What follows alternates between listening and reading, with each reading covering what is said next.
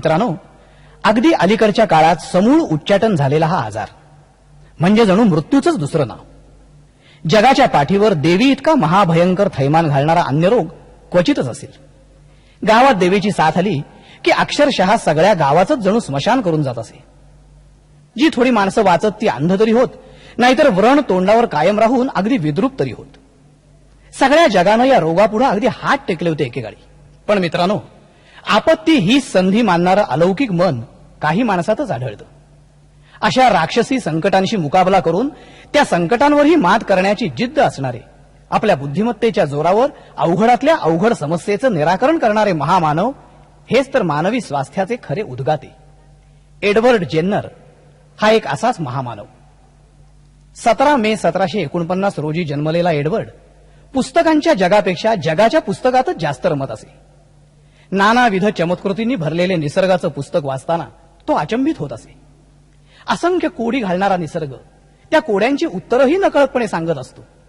ती उत्तरं वाचण्याची दृष्टी मात्र एखाद्या जेन्नरलाच असते. गायीची धार काढताना गायीला जर पुरळ आले असतील तर तसेच पुरळ धारा काढणाऱ्यालाही संसर्गाने येतात. सगळीकडे अगदी सहज आढळणारी ही घटना. जेन्नरची गवळण त्याचा डॉक्टरकीचा अभ्यास चालू असताना त्याच्याकडे एकदा आली.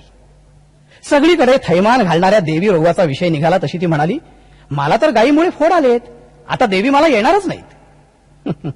मित्रांनो, एका लहानशा वाक्यानं जेनरच्या मनात कायमचं बी पेरलं गेलं.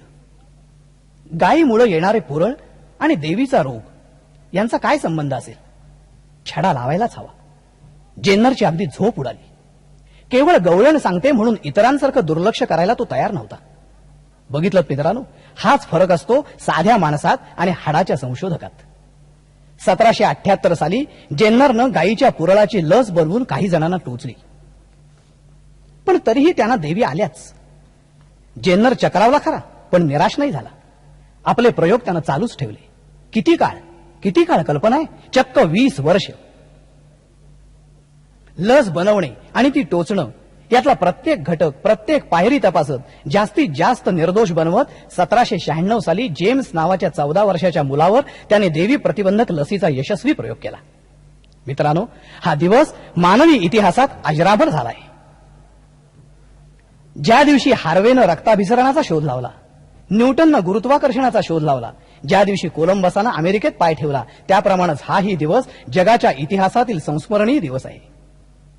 लवकरच जेन्नरनं आपलं 500 पानाचं एक हस्तलिखित प्रकाशित करून लसीमागची शास्त्रीय मीमांसा प्रसिद्ध केली. आपलं सगळं अवलोकन, तर्क, 23 रुग्णांवरचे प्रत्यक्ष प्रयोग आणि त्यांची निष्कर्ष याचा आलेख म्हणजे हे हस्तलिखित.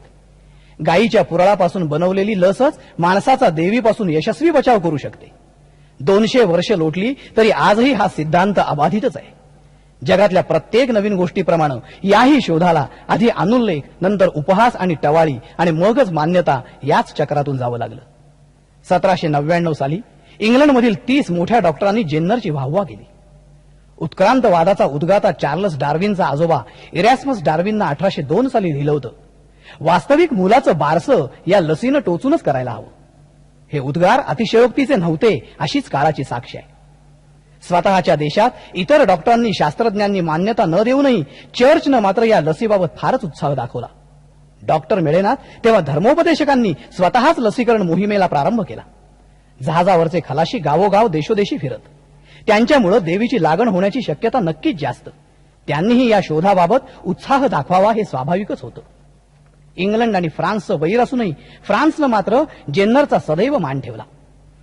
1804 साली नेपोलियननं त्याला खास सुवर्णपदक बहाल केलं. जेन्नरच्या कार्याचा प्रसार व्हावा यासाठी त्यानं पॅरिसमध्ये संस्था काढली. कालांतरानं इंग्लिश युद्धकैद्यांचा प्रश्न आला. नेपोलियन त्या सैनिकांना सोडायला तयार नव्हता, पण जेन्नरचं स्वतःचं पत्र त्याला आलं आणि तत्क्षणी नेपोलियन म्हणाला, सोडा त्या कैद्यांना. जेन्नरनं मागावं आणि नेपोलियननं नाही म्हणावं असं या जगात काहीही नाही. याच वेळी जेन्नरचा स्वतःचा देश इंग्लंड मात्र त्याच्या बक्षिसातून कर कापून घेत होता.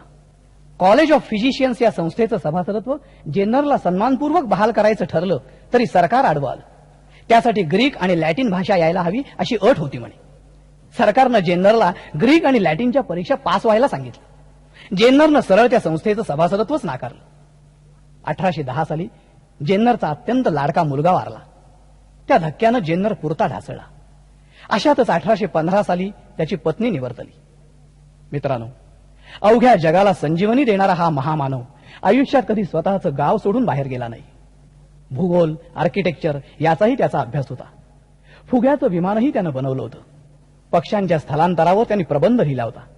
वणव्यानं एखादं जंगल आपल्या कवेत घ्यावं तसे विविध विषय एडवर्ड जेन्नर सहजपणे आपल्या बुद्धीच्या कवेत घेत असे. 24 जानेवारी 1823 रोजी अर्धांगवायूचा झटका आला आणि हा महान शास्त्रज्ञ कायमचा जग सोडून गेला. मात्र जाताना मानव जातीला शाश्वत ठेवा ठेवून गेला.